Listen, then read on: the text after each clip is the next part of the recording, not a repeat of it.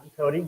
I've been with Grace Company since 2010, and I have been around since our very first sewing machines, and it's very great. And I just want to share that I have a lot of passion about quilting, and I love our customers, and they've been so much fun interacting with you guys and being able to share these experiences and watching the beautiful quilts that you guys have made has been truly inspiring to me.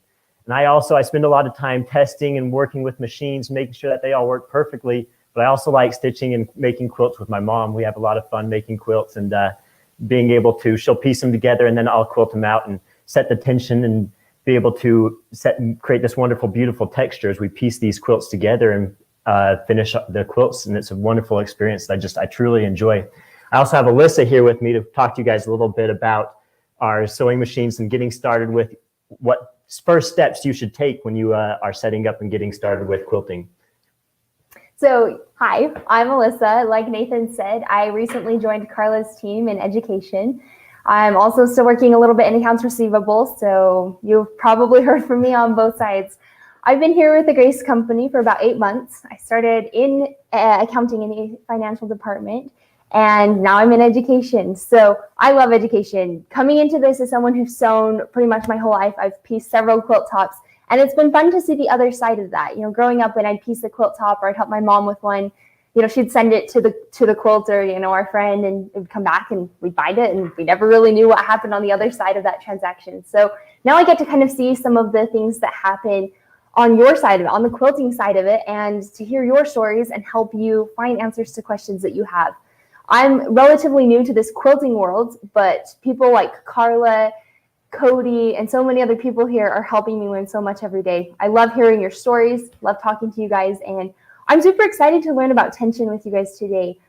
Cody knows quite a bit about this, and he's been able to help me answer so many questions about tension on quilting machines, and I know he'll be able to answer a lot of your questions as well. When we're talking about tension, we want to make sure that we're pulling that knot into the center of your quilt.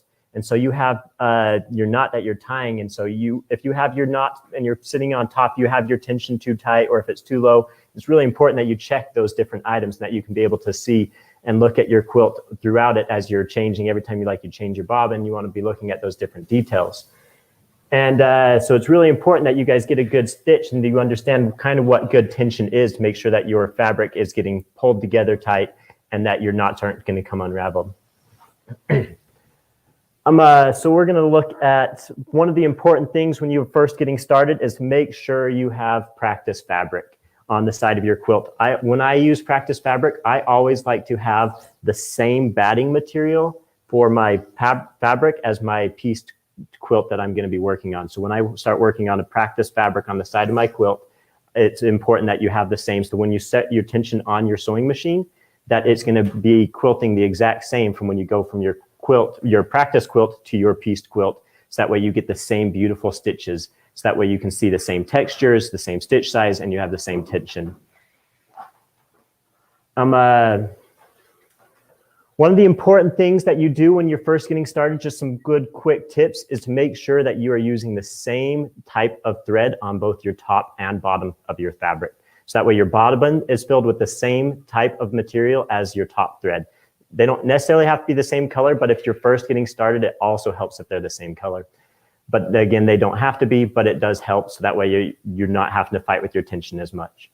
It does help though, if they're the same material, it will make it so that knot can pull evenly and it's a lot easier to get that knot in the middle. Again, it doesn't require that you use the same material top and bottom, but you will have to make more adjustments than like the quick tips and stuff that we share with like our instructions. And you'll have to make more adjustments in your bobbin case and your top thread tension. It'll take a little bit more time to get perfect tension.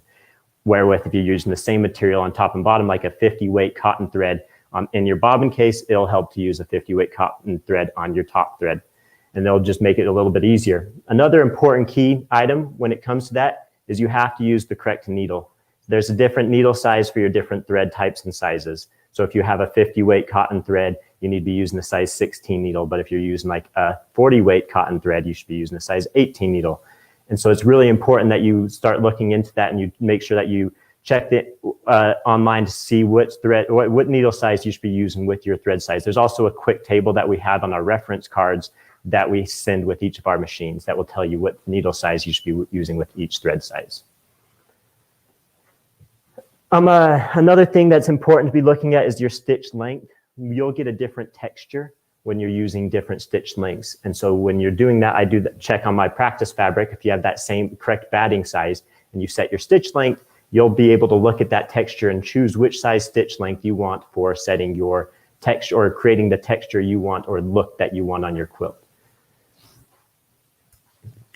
So let's go through and just demonstrate a quick couple of things on how to get started with it when you're quilting. You want to make sure that your bobbin is threaded correctly and installed the correct orientation. So when I thread my bobbin, you make sure that you get it inside the thread tensioner. You pull it up and see like this one is a little bit too tight because it's pulling out of my hand.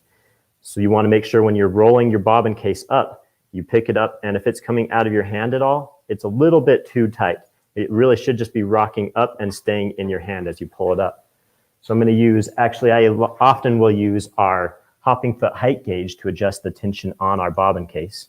And that fits just perfectly right into that tensioner screw there. And you can just adjust that tension right there. And make sure that that tension is rocking up, but not, if it's too loose, it will just be pulling up and not rocking up in your hand. So it's really important that you get that tension set correctly in your bobbin case. That's the first step that I usually do when I'm setting my tension from our quilting machines. The next important step is when you're installing your bobbin case into your machine.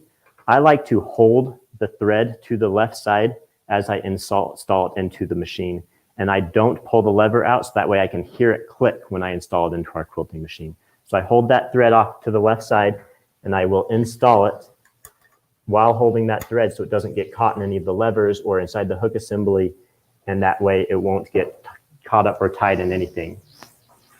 Next thing I like to do when we're threading our machines is I'll often pull out our reference cards and double check that I'm threading our machines correctly, especially when you're first getting started.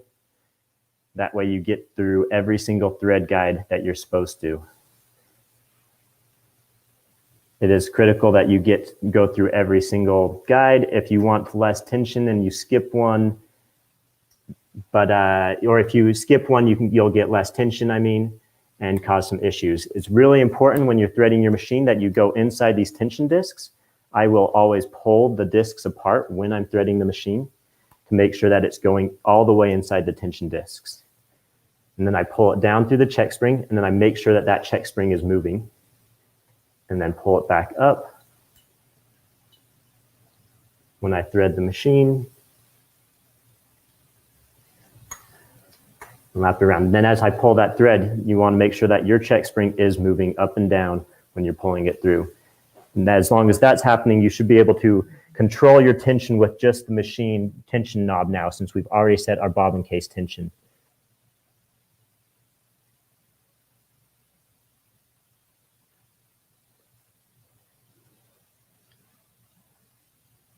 Yeah.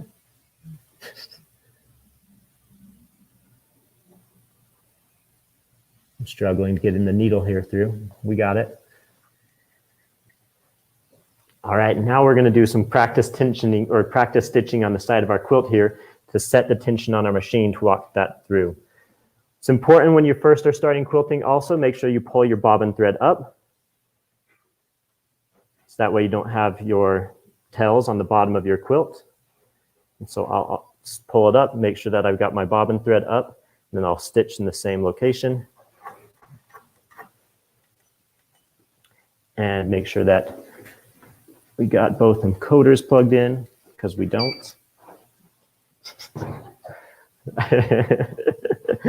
And then we can go ahead and start quilting. Got the stitch size just a little high here.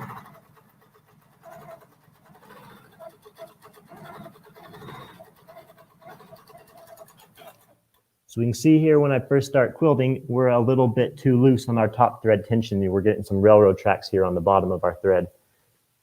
And so if you rotate, and I always look at the bottom of my quilt as often as possible to be able to look at the bottom of the fabric, and we can see that our stitches are laying on top of our stitches on the bottom here. So we want to actually rotate the tensioner clockwise, so that way we're going bigger numbers, so it's rotating around. And when I first am getting started, I'll do about half turn rotations, if not full turn rotations, depending on how loose or tight the tension looks. And so based on that, we were getting some railroad tracks. So we're going to go about a full half turn. And then we're going to double check it again.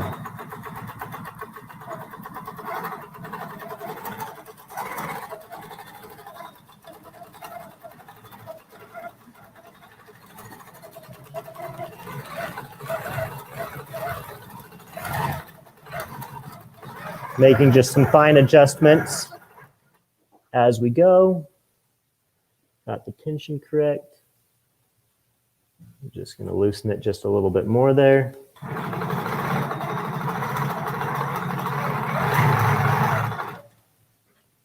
And now we got a proper stitch there on the bottom. So that's one of the important things that I like to look at, is making sure that you get your tension correct, the stitch size correct, your needle correct, and you're choosing the correct thread material. Some good basic areas when you're getting started with quilting. So a couple questions for you, Cody. On that knob, I noticed that there's some numbers on the side of it. What do those numbers mean? Those numbers are a reference place for you to use on your machine. So every time you change thread, you need to reset your tension. And so if you have that, and you can write down where you last used, if say like I have a 40 weight cotton thread, but then I'm moving to a 50 weight polyester thread, I can write down and be like, oh, I'm changing threads. I know that when I start next time with the 40 weight cotton thread, it's good to start about at 2.5 on that tension dial when you're lining up the bottom of the knob with those numbers. And that's really helpful to be able to get started and use that as a reference guide for you on your machine, and help you have a starting point every time you change to a new thread. Again, when you change to a bob, or also if you change your bobbin thread, you want to also make sure that you reset your tension and redo that test where you're pulling it out of your hand if you're using a different type or size of thread. Gotcha. Cool. One other question I had, would it be a tension problem? And I've had a customer ask me this actually. If the machine isn't pulling the bobbin thread out, is that a tension problem? Is that a threading problem? What would that be? It can be either. It's probably not a tension problem unless it's really tight, but it's more likely either something's not threaded correctly, or your bobbin case, the loop is not long enough. That's a really common issue if your tail is just not coming out long enough, or it's caught in the lever on your bobbin case. If there's other issues, if you just keep fighting it and you have your tail and you get everything properly set up, you might want to call our Grace Company tech support team. They're really helpful, and they'll be able to help walk you through and see what else is going on with your machine. Those are the base things that I would look at, though. The needle being installed correctly. We'll go through a few more steps, I guess. The needle being installed correctly, because if you have it rotate around backwards, it's not going to pull the bobbin thread up. If your bobbin thread is not threaded correctly, that's going to cause you some issues. If your needle's not all the way in your sewing machine, that will cause you some issues. If it's not up all the way, if you just changed your needle and now it's not pulling your thread up, make sure that you loosen that needle again and push it all the way up into your machine. That will be really helpful when you're going through it.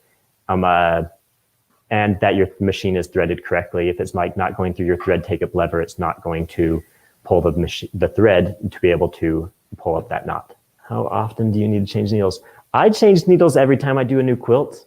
But also, if you ever start running into tension problems or something like that, then I will look and check my needle. I'll take it out of the machine. I put it on a flat table and see if it's bent or warped at all. And if it's not, then I fill the tip of it to see if there's a burr. If it is, then I replace the needle. If not, I'll put it back in the machine and see if there's something else that is wrong with the machine. But that's the general thumb I usually use, is I just do it when I start a new project. You don't need to change it that often. I think a needle would be able to go through 3 quilts pretty easily, but I will often just change it every time just to make sure that I am starting fresh when I start a new quilt, because I don't want to ruin my pieced top. Cool. One other question I just thought of actually, Cody, this machine, it's here. We know it's in pretty good condition. Say I haven't used my machine in a while. It's been a minute since I've done a project. I've been piecing one. How long does the whole, testing on a separate piece of fabric, how long does that process usually take you?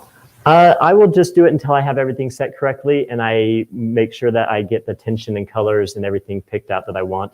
I like to practice on the side of my quilt, either with small squares. I'll just make my pieced quilt a little bit, the backing and batting a lot bigger than my pieced quilt, and then just use either some squares that I can put on the side of my quilt, or lay some fabric on the side of it so I can be matching my colors. And so when I choose my colors, when I get the tension set and I get the texture I want correct, that's when I move on to my piece top. Cool. Well, it sounds like it's something that could take a minute, and it's such a good idea to have a separate piece of fabric for that to happen on. Love that. Yeah. I think that's the important thing that I really want to make sure people understand is it's really good to practice and make sure that you're starting on something that you didn't spend 100 hours piecing together to make sure that you're not going to have to pick something out of it, because that's always a little bit painful. Yeah, for sure. I've spent a lot of time picking, and it is not my favorite thing. Yeah. I made a quick acronym that I can share with you guys that I think is pretty fun. That for getting started when you're first learning to quilt, some important tips that you can be able to use for the word tension. First is T for thread. Double check that you have the correct thread top and bottom. It's really important that you use the correct thread, especially if you're getting started, that you're using like threads. Next is E for equipment. Make sure that you have your equipment, double check that you have your machine threaded correctly and your bobbin case threaded correctly, and that they're installed with your bobbin case all the way in, and that you double check like your reference cards that everything is correct. Next is your needle. I always check my needles and make sure that you have the needle installed correctly. Even experienced quilters I've seen very often install the needles the wrong direction or just a little bit crooked. We actually have a needle magnet that you can use to help you install that correctly. I'll show you guys in a second how to use that. And the next is the stitch. Make sure that you get the stitch that you want before you start on your piece top, that you practice on the side of your quilt. And then also double check your information. Double check that your needle is the correct size for your thread and that you got the correct tension settings that you want for your machine, that your bobbin case is set in correct tension, and you have everything set. So you double check all your information. And then O is for opposite. Always check the opposite side of your quilt. It's very important. I've a couple times installed a bobbin and the tail was caught inside the lever, and then I started getting eyelashes. So it's really important that you often check the opposite side of your fabric, and so that way you can know and see what's going on and make sure that your tension is still correct even after you've changed your bobbin. And then the next one is new bobbin. Make sure that every time you replace your bobbin, you check your tension. I go to my practice fabric every bobbin change. Make sure that my tension is not changed. It's just a quick stitch, and then I'll double check both top and bottom and make sure it is still correct. I oil my machine every other bobbin change. I will oil the hook assembly and make sure when I do oil my machine that I run the machine around a little bit without the bobbin case in it. So that way I don't get any oil on my thread, because if you get a little bit of oil on your thread, it can sometimes cause some tension issues. So I'll oil my machine every other bobbin change, and then I run my machine without the bobbin case in it and without thread in the machine, because you also don't want your machine threaded when you're running it like that. And I run it around just a little bit, make sure that the oil gets out. And then when I'm oiling the head of my machine, I only oil that about once every 100 hours or 3 months. When I clean the bobbin case, I will clean it with our lint brush, but sometimes I actually use a needle also to be able to clean the tensioner. You can, if it's not threaded. When I clean my bobbin case, there's, the tension arm on your bobbin case. You can slide your needle inside of that, and I just slide it underneath to make sure that there's no lint inside of there. Then I'll also brush the inside of my bobbin case. I take the needle plate off at probably every other quilt also, and brush the inside of my hook assembly and brush the inside of that whole bobbin area to make sure that there's no extra lint or things inside of there. So that way you're not going to run into any troubles, because lint and buildup and oil can start causing you some tension issues or just some thread breaking issues I've seen with a couple of machines. So just make sure that you clean your hook assembly area and your bobbin case fairly regularly. I also, when I start a new project, when we're talking about cleaning, I will clean my track system regularly. It's really important to wipe down your tracks and your encoders so you don't get any stitching issues, because it really does help to have clean tracks, clean hooks, clean bobbins, and clean tension assemblies. When you're cleaning your machines, those are the areas that I hit probably every other quilt. It won't cause you any issues if you oil your machine too much. I try not to oil my machine too much because I don't want oil to be dripping down ever. We do have oil wicks inside the machines to be able to catch that oil, but it is helpful just to you only really need about 2 drops every 100 hours or every 3 months, or if it's been sitting out for like 3 months, then you oil it. But if you put too much in there, just make sure you run your machine for a little bit, so that way you're not going to get any oil drip down onto your quilts. Gotcha. And then I know yesterday when we were talking about this briefly, you mentioned something about the fabric tension. Is fabric tension very important, and do side clips come into that at all? Yes, your fabric tension is very important. If your fabric tension is actually too tight and you pull your quilt off your machine, your fabric is going to pucker and you're going to get a bunch of issues with that. It will also affect your tension just a little bit when you pull it off of your machine. So I like to, if you can bounce a penny off of it, is kind of how I usually talk about it. It's too tight. You don't want it so tight that you can bounce a penny off of it. Like if you dropped it onto it, it should just fall flat. And so that's kind of the analogy that I really like to use when we're talking about fabric tension, is it shouldn't be able to be so tight that you're going to bounce something off it, but it's just pulled where it's flat. Cool. And then what do you clean? The encoders and the track and all that stuff that you mentioned, paper towels, Clorox wipes? I usually use a cloth. Okay. I'm just like a cloth rag. And I will usually use like some dust spray, actually. When I spray it down, I spray it onto my cloth, and then I'll wipe down the tracks and the wheels, and the encoder wheel are the important things that I like to clean. Cool. Those are some of the important ones that I like to What about canned air? That's another question I have, because I've cleaned a sewing machine with canned air. Is that the same thing for a Same thing. Yep. You can clean the inside of your hook area with canned air. I really think that's super helpful. We do that actually here sometimes. So It's not going to hurt your machine. It's super safe to do. And it's just a quick, easy way to clean your hook area. When you use your needle magnet, you just put it on the front of your needle and make sure that it is pointing out. So if you have a longer lever arm, it'll help you be able to see that your needle is incorrect. The front of your needle is actually flat. And so you can just put a needle magnet on the front of your needle, and it will help show you that the orientation is correct by having that leveraged arm out. Thank you guys so much. I appreciate being able to spend time with you guys today. I've had a lot of fun. I hope you guys learned a few things from us today, and hope if you guys have any issues that we'll be able to, or you'll be able to get through them, and have a nice day.